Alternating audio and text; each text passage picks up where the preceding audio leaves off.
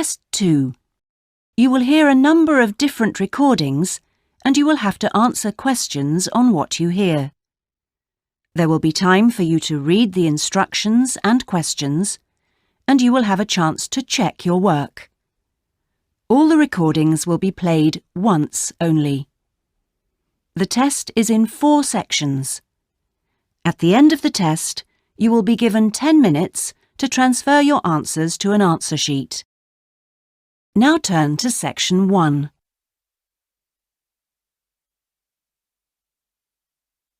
Section 1. You will hear a telephone conversation between a customer and a representative of an insurance company. First, you have some time to look at questions 1 to 5.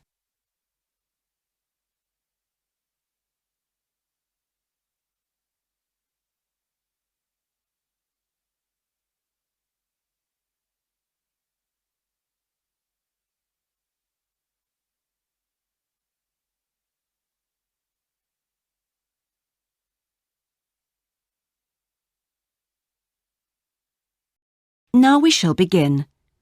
You should answer the questions as you listen, because you will not hear the recording a second time. Listen carefully and answer questions 1 to 5.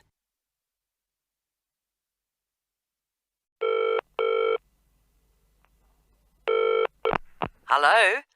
Motor Insurance Department? Oh, hello. I'd like to ask about insurance for my car. Yes, of course. I'll just take a few details. What's your name? Patrick Jones. And your address? It's 27 Bank Road. 27 Bank Road. Is that in Greendale? Yes. And what's your daytime phone number? My work number is 730453. And could I ask what your occupation is? Dentist. OK. Now, a few details about your car. What size is the engine? It's 1200 cc's. Thank you. And the make and model? It's a Houghton Sable. Could you spell the model name, please? Yes. S-A-B-L-E. Oh, yes. Thanks. And when was it made? 1997. Lovely. Right. I presume you've had a previous insurer? Yes. Right. We need to know the name of the company. Yes, it was Northern Star. Thank you. And have you made any insurance claims in the last 5 years? Yes. One in 1999. And what was the problem? It was stolen. But... That's fine, Mr. Jones. That's all we need to know at the moment. Before you hear the rest of the conversation, you have some time to look at questions 6 to 10.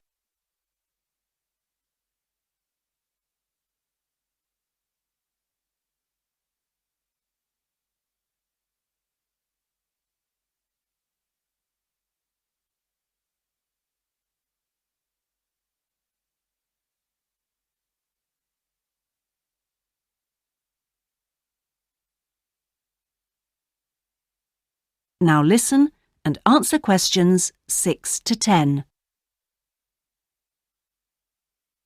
And will there be any other named drivers? just the one. And his name? Simon Painter. Could you spell the surname, please? P-A-Y-N-T-E-R. OK, thank you. And what relationship is he to you? He's my brother-in-law. And what will you or Mr. Painter be using the car for? Well, mainly for social use. Social use. Will you be using it to travel to work? Yes, sometimes. Travel to work. Anything else? No, that's it. And finally, when would you like to start the insurance? I'll need it from the 31st of January. Right. Mr. Jones, I'm getting a couple of quotes coming up on the computer now, and the best bit looks like being with a company called Red Flag. Yeah? And that comes out at $450 per year. Oh, well, that seems okay. It's quite a bit lower than I've been paying up to now. Great. So, would you like me to go ahead with that? Sure, why not? How would you like to pay? That is the end of section 1. You now have half a minute to check your answers.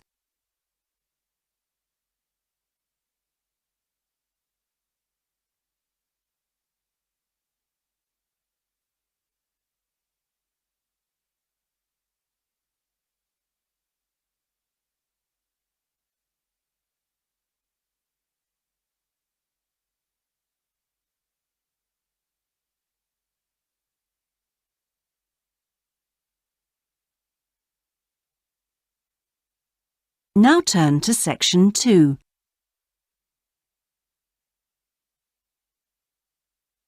Section 2. You will hear a recorded message giving tourists travel information in a large city.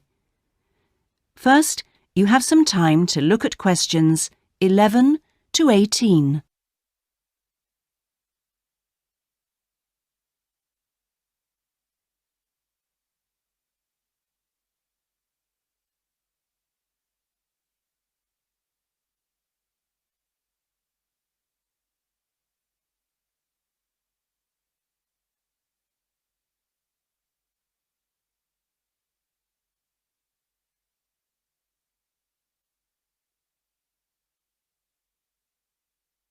Now listen carefully and answer questions 11 to 18. Thank you for calling the tourist line. There are many different ways of getting round the city, and we'd like to suggest some you may not have thought of. How about a city trip by boat? There are 4 main stopping points. From west to east, Stop A, Greenbanks, Stop B, City Bridge, Stop C, Roman Landing, and Stop D, Newtown. You can find the main booking office at Stop A. The first boat leaves at 8 a.m. and the last one at 6:30 p.m. There are also many attractions you can visit along the river. At Stop A, if you have time, you can visit the fine 16th century palace here, built for the king, with its beautiful formal gardens. It's very near the booking office. Now you can enjoy every corner of this superb residence. Stop B. Why don't you visit Tower Restaurant with its wide range of refreshments? This is a place where you can sit and enjoy the wonderful views over the old commercial and banking centre of the city. Stop C is the area where, in the 1st century AD, invading soldiers crossed the river. This was much shallower than it is now. That's why this area is called Roman Landing. There's an interactive museum to visit here, with a large shop which has a good range of local history books. At the furthest point of the trip, Stop D, the most exciting place to visit is the new entertainment complex with 7-screen cinema, bowling alley, and video games arcade. Before you hear the rest of the message, you have some time to look at questions 19 and 20.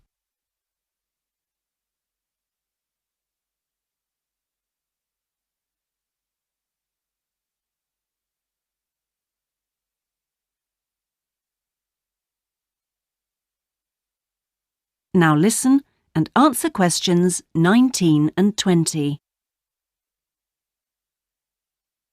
Besides the boat tours, there are city buses. 2 companies offer special services. The top bus company runs all its tours with a live commentary in English. Tours leave from 8:30 a.m. every 20 minutes. There are departures from Central Station, Castle Hill, and Long Walk. This is a hop-on, hop-off service, and tickets are valid for 24 hours. For further details, call Top Bus on 0208 944 7810. The number 1 sightseeing tour is available with a commentary in 8 languages. Buses depart from Central Station every 5 to 6 minutes from about 9 a.m, with the last bus at around 7 p.m. There are also number 1 services with an English-speaking guide. That is the end of section 2. You now have half a minute to check your answers.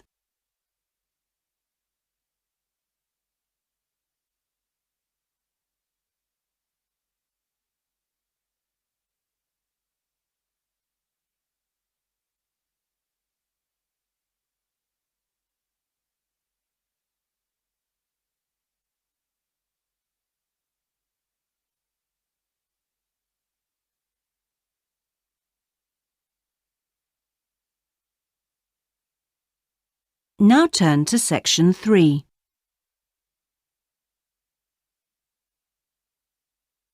Section 3.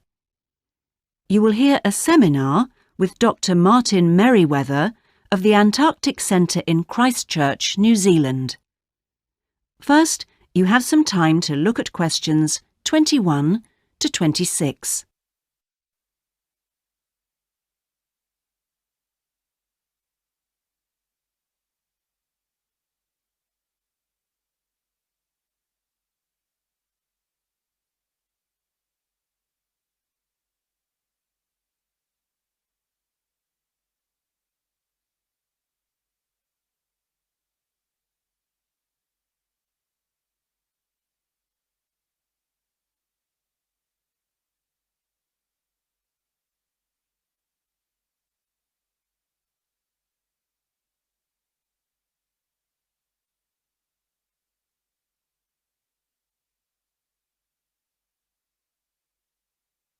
Now listen carefully and answer questions 21 to 26.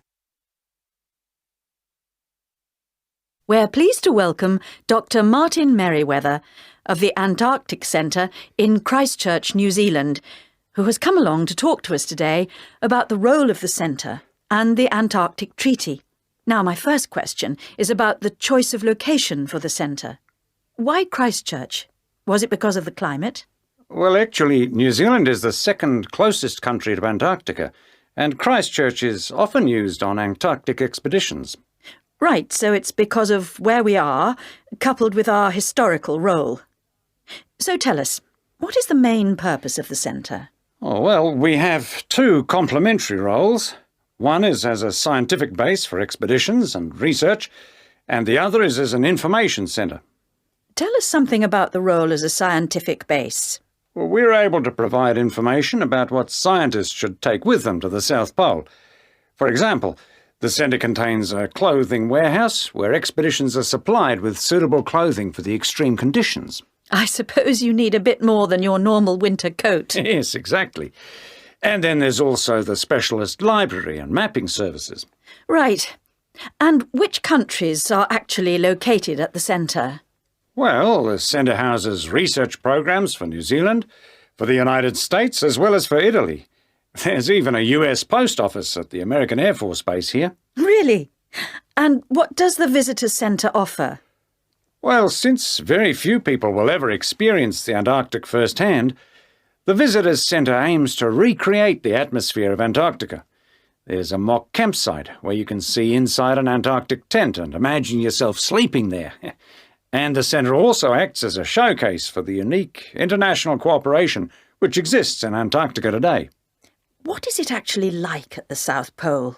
I know you've been there on a number of occasions. Yes, I have, and each time I'm struck by the awesome beauty of the place. It's magnificent, but you can really only visit it in the summer months. October to March. Yes, because it's completely dark for 4 months of the year. And, in addition, it has to be the coldest place on Earth. Colder than the North Pole? Why is that? Well, unlike the North Pole, which is actually a frozen sea, Antarctica is a landmass shaped like a dome, with the result that the winds blow down the slopes at speeds of up to 150 kilometres an hour. And that's what makes it so cold. And one other interesting thing is that Antarctica is the driest continent on Earth, surprisingly, and so you have to drink large amounts of water when you're there. How old is Antarctica? We're pretty sure it was part of a larger landmass, but it broke away from the rest of the continent 170 million years ago. How can you be certain of this? Because fossils and rocks have been discovered in Antarctica, which are the same as those found in places such as Africa and Australia. Amazing. To think that it was once attached to Africa. Before you hear the rest of the interview, you have some time to look at questions 27 to 30.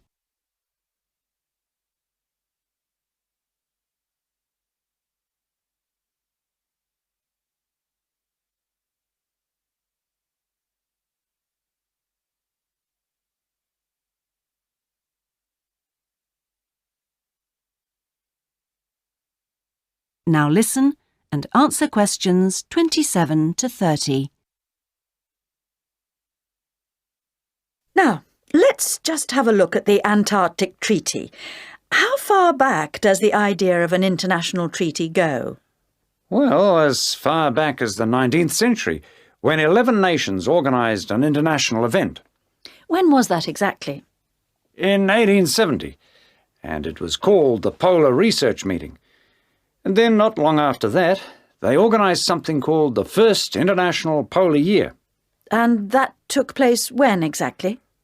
Over 2 years, from 1882 to 1883.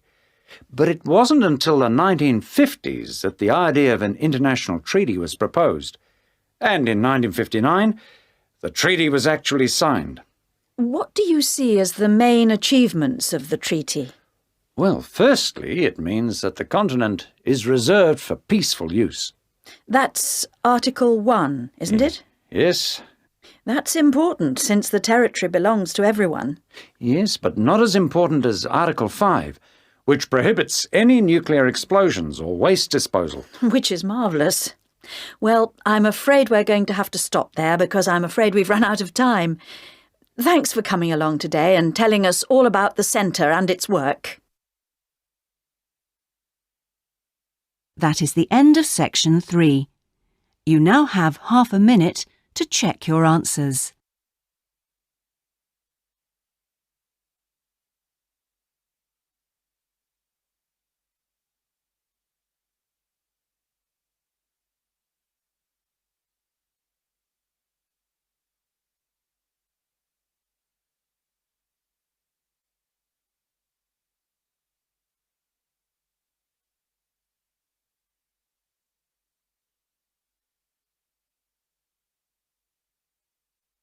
Now turn to section 4.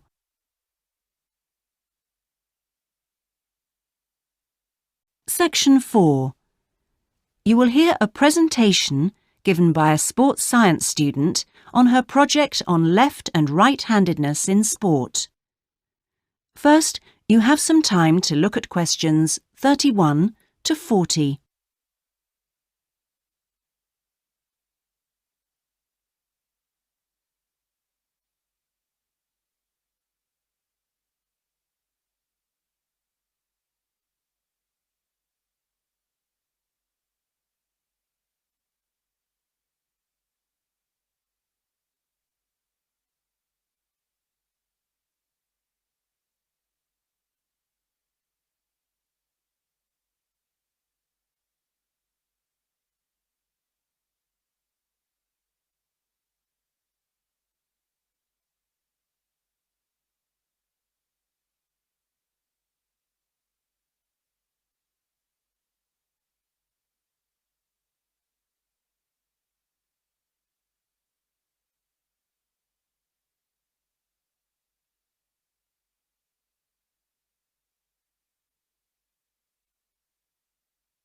Now listen carefully and answer questions 31 to 40. My topic is handedness, whether in different sports it is better to be left or right-sided, or whether a more balanced approach is more successful. I'm left-handed myself, and I actually didn't see any relevance to my own life when I happened to start reading an article by a sports psychologist called Peter Matthews. He spent the first part of the article talking about handedness in music instead of sport, which I have to say almost put me off from reading further. But what I soon became struck by was the sheer volume of both observation and investigation he had done in many different sports, and I felt persuaded that what he had to say would be of real interest. I think Matthew's findings will be beneficial, not so much in helping sports people to work on their weaker side, but more that they can help them identify the most suitable strategies to use in a given game. Although most trainers know how important handedness is, at present they are rather reluctant to make use of the insights scientists like Matthews can give, which I think is rather short-sighted, because focusing on individual flexibility is only part of the story. Anyway, back to the article. Matthews found a German study which looked at what he called mixed-handedness, that is, the capacity to use both left and right hands equally. It looked at mixed-handedness in 40 musicians on a variety of instruments. Researchers examined a number of variables. For example, type of instrument played, regularity of practice undertaken, and length of time playing instrument, and found the following. Keyboard players had high levels of mixed-handedness, whereas string players like cellists and violinists strongly favored one hand. Also, those who started younger were more mixed-handed. Matthews also reports studies of handedness in apes. Apes get a large proportion of their food by fishing ants from anthills. The studies show that apes, like humans, show handedness, though for them right and left-handedness is about equal, whereas about 85% of humans are right-handed. Studies showed that apes consistently using the same hand fished out 30% more ants than those varying between the two.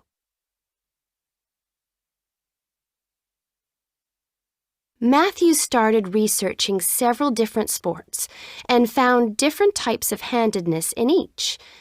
By the way, he uses handedness to refer to the dominant side for feet and eyes as well as hands. Anyway, his team measured the hand, feet, and eyes of 2,611 players and found that there were really three main types of laterality. Mixed, you work equally well on both sides, both hand and eye. Single, you tend to favor one side, but both hand and eye favor the same side. And cross-laterality, a player's hands and eyes favor only one side, but they are opposite sides. Let's start with hockey. Matthews found that it was best to be mixed-handed. This is because a hockey stick must be deployed in two directions. It would be a drawback to have hand or eye favoring one side. An interesting finding is that mixed-handed hockey players were significantly more confident than their single-handed counterparts. Things are slightly different in racket sports like tennis. Here, the important thing is to have the dominant hand and eye on the one side. This means that there is a bigger area of vision on the side where most of the action occurs. If a player is cross-lateral, the racket is invisible from the dominant eye for much of the swing. It means that they can only make corrections much later, and often the damage has been done by then. And moving to a rather different type of sport, which involves large but precise movements, gymnastics. It's been found that cross-hand-eye favoring is best. The predominant reason for this is because it aids balance, which is, of course, absolutely central to performance in this sport. That is the end of section 4. You now have half a minute to check your answers.